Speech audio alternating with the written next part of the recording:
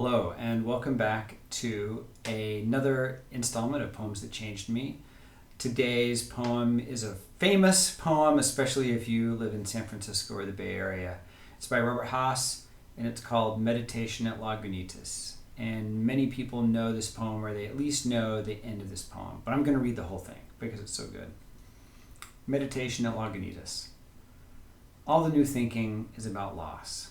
In this, it resembles all the old thinking. The idea, for example, that each particular erases the luminous clarity of a general idea. That the clown-faced woodpecker probing the dead sculpted trunk of that black birch is, by his presence, some tragic falling off from a first world of undivided light.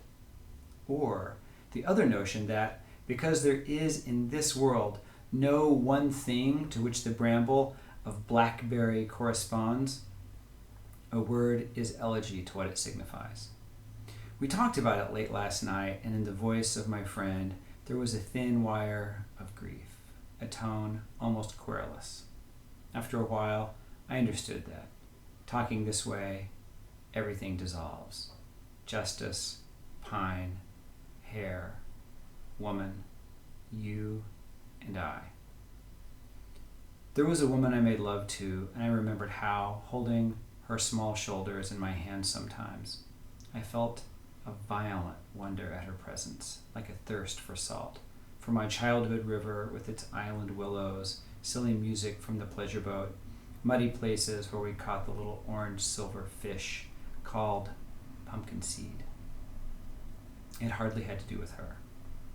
Longing, we say, because desire is full of endless distances.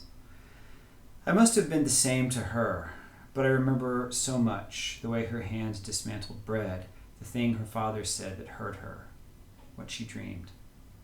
There are moments when the body is as numinous as words, days that are the good flesh continuing. Such tenderness, those afternoons and evenings, saying, blackberry, blackberry, blackberry. I was talking with a fellow poet not long ago about lines that we liked. And I was saying how I'm very jealous of the opening two lines of this poem.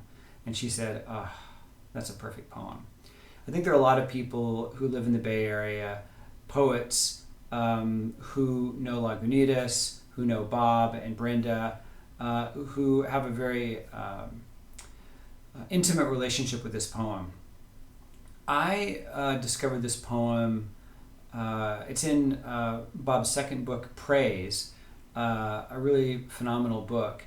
And I came across this poem mostly because I love this one line that made me think of Rilke, who I was trying to translate at the time.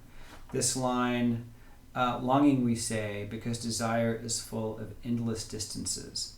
That line, I heard the echo of Rilke. And in the next line, I must have been the same to her.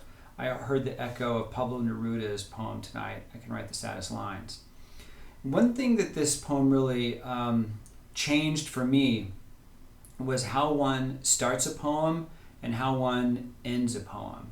If you go back and look closely at this poem, there are so many different scene shifts to this sort of beginning statement that's very philosophical, to one of my favorite lines in all of poetry, a word is elegy to what it signifies. I actually use that as an epigraph for an essay I write about Robert Motherwell and his Spanish elegies and poetry. To the conversation about people talking, to the movement to the scene of the woman that the speaker is making love to coming back to a kind of offering of hope toward the end of the poem. The poem is in one stickic stanza, so one stanza. It doesn't rely on clever line breaks. It doesn't rely on stanza breaks. It doesn't rely on things like alliteration and assonance. One of the things I often like to do with this poem and my students is ask sort of where the poetry is. What makes this text a poem? And one of the things I think makes this an excellent poem is these abrupt shifts that in the hands of a master craftsperson don't feel abrupt but feel natural. And I love the fact that this poem, which is almost stream of consciousness-y in terms of how it goes from one thing to the other, feels not only normal but inevitable. The degree to which this poem comes down to, in its essence, to be about language, really drove the point home for me that this is really a great poem. So thanks, Bob, for writing it, and I trust that you too will have been changed by this.